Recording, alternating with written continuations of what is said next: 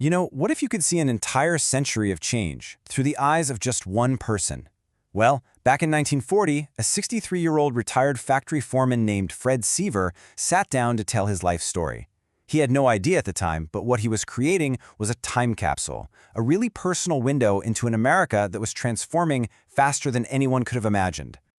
Just look at this. The world Fred was born into is almost unrecognizable from the one he was leaving behind. I mean, think about it. In 1876, America was the land of President Grant, horse-drawn wagons, and literally no telephones. But by 1940, it was the world of FDR, radios in pretty much every home, and cars on paved roads. His single lifetime bridged the gap between the Gilded Age and the modern era. He saw the invention of, well, basically everything we take for granted today. So let's go all the way back to the beginning. Fred's world started in 1876 in Leominster, Massachusetts. It was this bustling industrial town they called the Comb City, and it was a world powered by hand pumps for water and oil lamps for light. Pretty different, right? Now, his childhood was pretty typical for a working-class kid back then. He left school around 14 to go work in the town's famous comb shops, where he learned the very skilled trade of being a comb painter. And then, in 1899, he had this brief kind of impulsive adventure. He enlisted in the U.S. Army. But he quickly decided military life wasn't for him and came right back home. And you know what? That decision to come home, it turned out to be the most important one he ever made. Because back in Leominster, he met the person who was going to define the entire rest of his life. In his own words, it was just that simple. Meeting Bessie was the best thing that ever happened to him.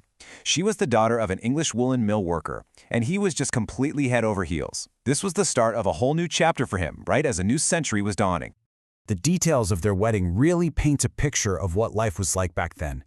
They got married in a simple ceremony in her parents' parlor. There was no big honeymoon. They went straight to their new home, which was actually just a room in his parents' house. It was a really humble beginning to a partnership that would end up lasting 40 years. So, as the new century got going, so did their new family.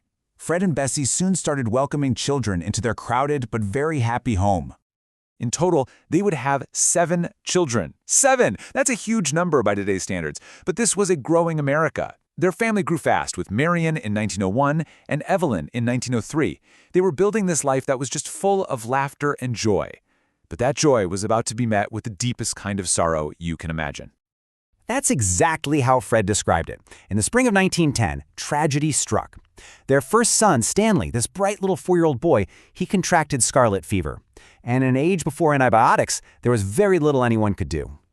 Even at 63, telling this story to his grandkids, you could tell the pain of that loss was still so raw. He said that losing a child is a wound that it never fully heals. And this loss would forever shape his whole perspective on what was truly important in life. Not money, not status, but family. And yet, life had to go on. So while he was dealing with this incredible personal grief, Fred's professional life was really taking off.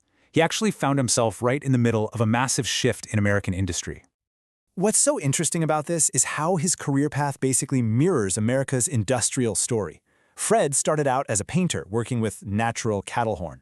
But as the industry shifted to this new wonder material, celluloid, he rose right along with it. He became a factory superintendent and eventually a division superintendent for the chemical giant DuPont. All that hard work paid off. The Roaring '20s were really good to the Seaver family. They had a big house that was heated by warm air from the factory, a cottage on Whalum Lake for summer vacations, and their own automobile for Sunday drives. They were living their piece of the American dream. But just as they thought they had it made, that dream and the prosperity of an entire decade came to a sudden, devastating halt. The stock market crash of 1929 kicked off the Great Depression. Now, Fred didn't own any stocks, but it didn't matter. The economic collapse just rippled outwards, and soon enough, its effects arrived right at his front door in the form of foreclosure. His words just capture that profound sense of loss and really humiliation. After decades of hard work, climbing the ladder, providing for his family, the bank took their home. It must have felt like everything he had built was just slipping through his fingers. This simple chart shows the personal cost in such a powerful way. The loss wasn't just financial. It was a huge blow to his status and his identity. DuPont cut his wages again and again, and he was demoted from superintendent all the way back down to foreman. It was this tangible sign of how far he and the whole country had fallen. So by 1940, at 63 years old, Fred was taking stock of his life. And he wasn't defining his legacy by the job title he lost or the house that was taken away. No, he defined it by his character and by his family. He was remarkably honest about himself. He knew he loved his kids, and he showed them the value of hard work. But he also admitted his flaws. He said he was too soft-hearted to be a disciplinarian, and he confessed he was never good with money, often leaving those tough financial decisions to his wife, Bessie. So here's the crucial point. When it was all said and done, this is what Fred wanted his grandchildren to remember. Not the promotions or the setbacks, just that he worked hard, treated people with decency, loved his wife more than anything, and that his children were his real wealth. It's such a simple but powerful definition of a successful life. Just 18 months after he sat down to record all these memories, Fred Seaver passed away. The words he spoke to his grandchildren became his final testament. He was laid to rest in the family plot, right beside Stanley, the little boy he'd lost 30 years earlier. Fred's life is just this powerful reminder that history isn't only about presidents and wars, it's about ordinary people navigating extraordinary change. And his story kind of forces us to ask ourselves, what monumental shifts are we living through right now? What parts of our own world will be completely unrecognizable to the next generation?